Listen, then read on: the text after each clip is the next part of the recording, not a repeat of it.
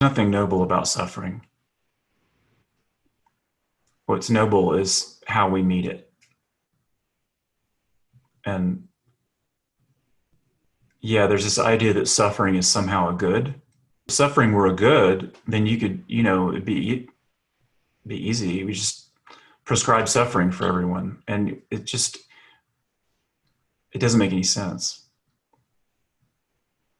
Like, if suffering were a good, then we would administer it like medicine and it would have that effect. But we know that's basically wrong, morally wrong, because it violates what I'm talking about. Compassion is real, and it sees that they're suffering, and it understands on a profound level that we want to relieve it. So that, when we're flip about the reality of suffering, which is a way of saying we're flip about who we are and that we're, in some sense, built to love. When we're flip about that, we suffer as a result. The more conscious we are, the more stillness we can tap into. And that's the nature of when I say truth itself, I mean, its nature, at least in some manner of speaking, is stillness. And the more we can cultivate that, and I've talked about that and will continue to talk about how to cultivate that,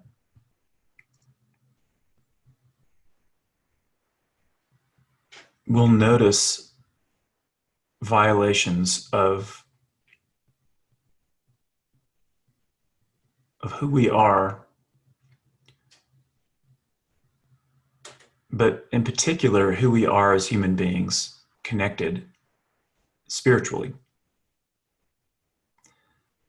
So that stillness, it has a collective manifestation, and that I would call love. And that, in some sense, knows without thought, without conceptual, without judgment, basically, without value judgment. It knows. And it's before we can think about it. So yeah, that's how we know we don't want our loved one to suffer. We just know it. It's in us. It is us. If we're lost in judgments, we are less present for that dimension of reality that includes all of includes what looks like a lot of suffering, a lot of chaos. It is that. It's just there's a deeper dimension to it that puts it in a context where it at least isn't so overwhelming. I mean, practically speaking. So we're here to have a human experience. I've heard people say, well, if you're really spiritual, that's dualistic, to talk about it that way. The truly transcendent form of spirituality, forms of which include Zen and Advaita Vedanta and things like that, where there's an emphasis on the non-dual aspect of truth itself, tend to include statements that seem to deny the reality of suffering, of duality. It's not true that those teachings don't, in some sense, include or address the reality of human suffering. They do. Simply put, to be human is challenging, to be sure, but if we're going to be spiritually attuned as human beings, that means that we embrace conscious practices such as meditation, and we love. The love being a recognition of oneness, that absolute truth, that reality is understood to be our basic condition as human beings. And in that case, it doesn't really matter if other people recognize that. It's up to us to recognize that, and that's what we're here to do.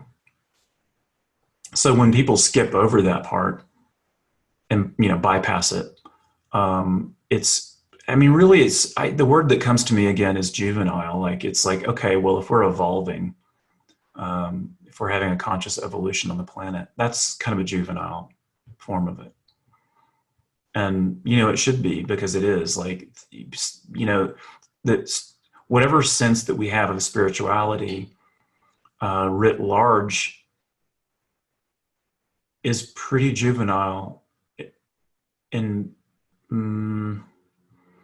mean, when I go on the internet and look at what's on there and purportedly, quote unquote spiritual, it's in a way, I mean, that sort of juvenile dimension is perhaps even some of the best of it.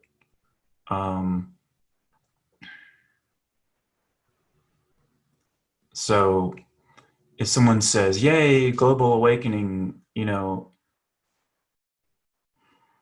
it's a step, I mean, I would say it's superior to certain other states of consciousness and expression. It's just it's not very well developed in my experience, because the more developed you are spiritually, the more you will love and recognize what I'm calling the reality of suffering and the necessity to relieve it, to alleviate it. And that is at the heart of it.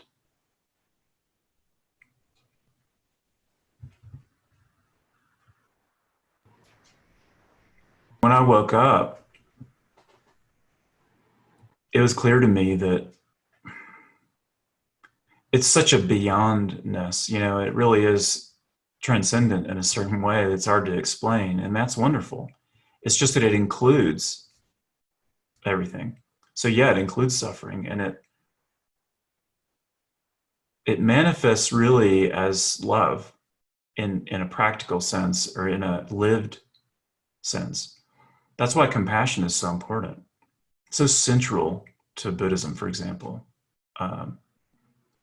Is a wonderful teaching, and it's pretty much universally relatable. Like I said, you could go into a prison and talk about, well, think of someone you love, and most people will find that.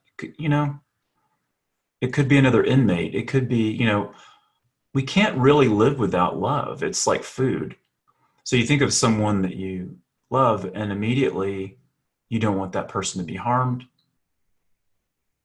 It is simple and obvious, really. So if we could extend that out to all beings,